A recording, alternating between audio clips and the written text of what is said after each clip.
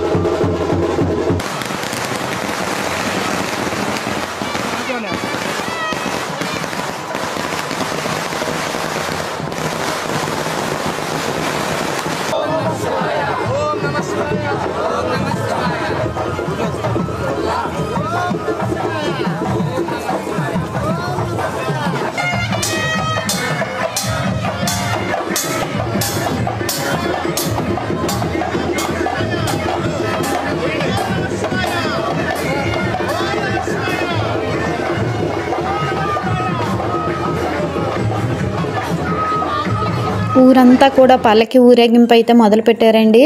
మొత్తం మధ్యాహ్నం 4 స్టార్ట్ అయితే ఊరేగింపు అంతా అయ్యేసరికి 7 అయితే అయ్యింది. అయితే ప్రతి ఒక్కరికి కూడా బయట నుంచి వచ్చే వాళ్ళకి ఊళ్ళో వాళ్ళకి ప్రతి ఒక్కరితో కూడా పల్లకి అయితే మోయించారు. స్వామివారు అందరు ఇంట్ల ముందు నుంచి కూడా వెళ్ళారు. ప్రతి ఒక్కరు కూడా ఎంతో సంతోషపడ్డారు స్వామివారు మన ఇంటికి వచ్చారని. అయితే ప్రతి ఒక్కరు ఇంటి ముందుకు వెళ్ళిన వాళ్ళందరూ కూడా పల్లకి మోసి గుడి వరకు కూడా వచ్చి కళ్యాణం అంతా దగ్గరుండి అందరూ అయితే జరిపించారండి. కళ్యాణం అయితే మరి ఇంకా 2 కళ్ళు పట్టవు. స్వామివారి అమ్మవారు అయితే అలా నవ్వుతూ ఉన్నట్టే ఉన్నారండి. అంత కలగా ఉన్నది అమ్మవారి ముఖం అయితే.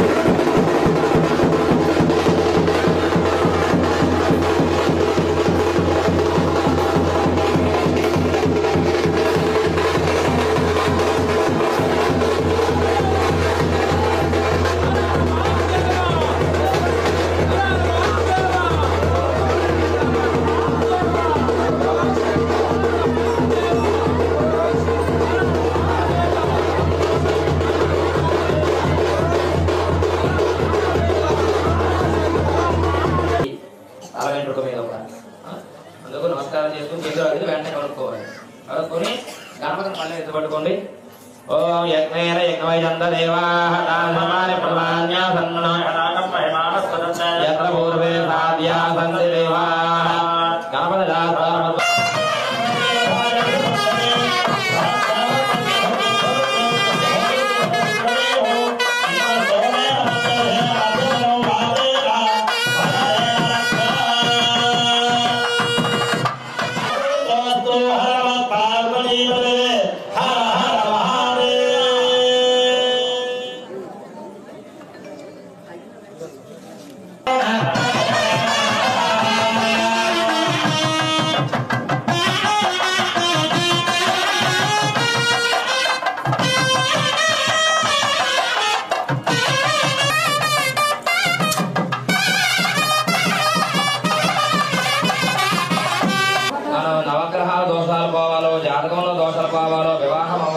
సంతానం కలగట్లేదో, వ్యాపారంలో అభివృద్ధి కలగట్లేదో, ఉద్యోగం రాలేదనో, చదువు బాగా రాలేదనో అని 10,000 లక్ష రూపాయలు ఖర్చు పెట్టి శాంతులు చేయించుకునే కన్నా ఇలాంటి కార్యక్రమాల్లోని భక్తి శ్రద్ధలతో చేసుకుంటే ఆ దోషాలకి తొలగిపోతాయి.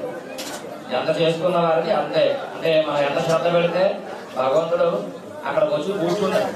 అందులో బోలాశంకరుడు కాబట్టి పరమేశ్వరుడు మనం శ్రద్ధగా చేస్తే అందులో సామాగ్రిలో లోపం ఉన్నా, మనం చేసిన వాటిల్లో లోపం ఉన్నా భక్తి ఉంటే ఆయన వచ్చి కూర్చుంటాడు. అవన్నీ ఆయనకు అక్కర్లేదు. సామాన్లు ఉన్నాయా లేవా, ఆయన అలా చేస్తున్నాడు, ఆయన మనం 3 సార్లు చేశాడా, 30 సార్లు చేశాడా, ముక్కు పట్టుకుని గాలి పీల్చాడా లేదా, అవి చూడటం. మనస్సులో ఉన్నానా లేదా, దానిమే మన శివ సంకల్పం వస్తు. వీళ్ళందరూ కూడా 150 కన్నా ఇంకా పైన ఎక్కువ దంపతులు అయితే కూర్చున్నారండి. అందరితో కూడా స్వామివారి కళ్యాణం అయితే జరిపించారు.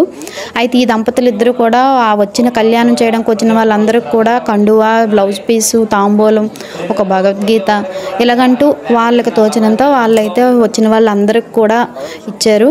ఇచ్చి ఇంక అందరూ కూడా కూర్చొని కళ్యాణం అయ్యేసరికి అయితే నైట్ 11 అయిపోయింది. అంతవరకు కూడా అందరూ చాలా భక్తి శ్రద్ధలతో కూర్చొని కళ్యాణాన్ని చూసి అందరూ కూడా ప్రసాదం తీసుకొని మళ్ళీ మరుసటి రోజు కూడా ఇంకా అక్కడ కార్యక్రమాలు ఉంటే అవన్నీ కూడా చూడడానికి అయితే వచ్చారు.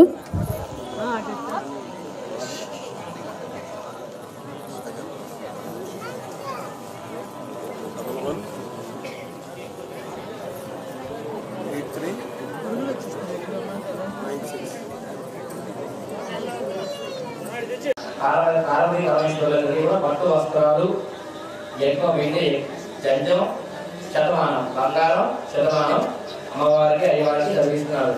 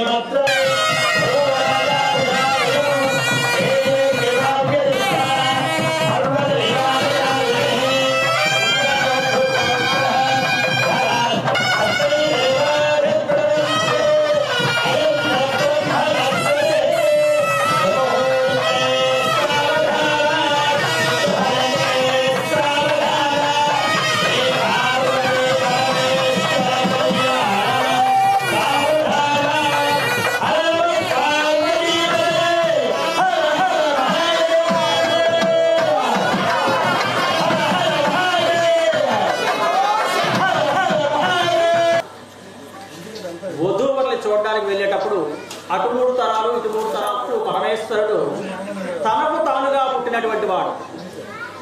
ఆయనకి తల్లి తండ్రి ఎవరు లేరండి, సాక్షాత్తు పరమేశ్వరుడు. ఈ ఫ్లవర్ చెప్పేటప్పుడు అందరూ కూడా చూస్తూ ఉంటారు. అమ్మవారికి ఇప్పుడు చెప్పుకుంటాం.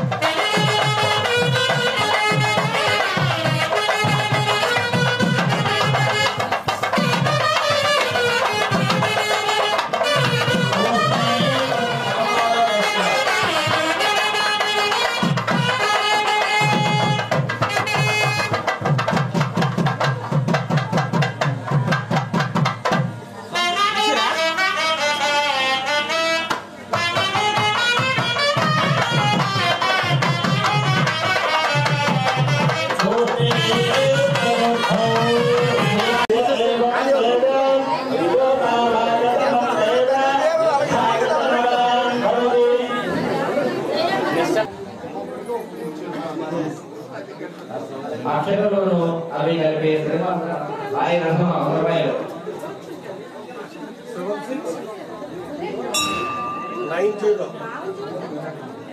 ఎవరైనా విరాళాలు కావాలనుకుంటే పద్ధతులు అక్కడ 100 రూపాయలు. గోధుమ 200 రూపాయలు.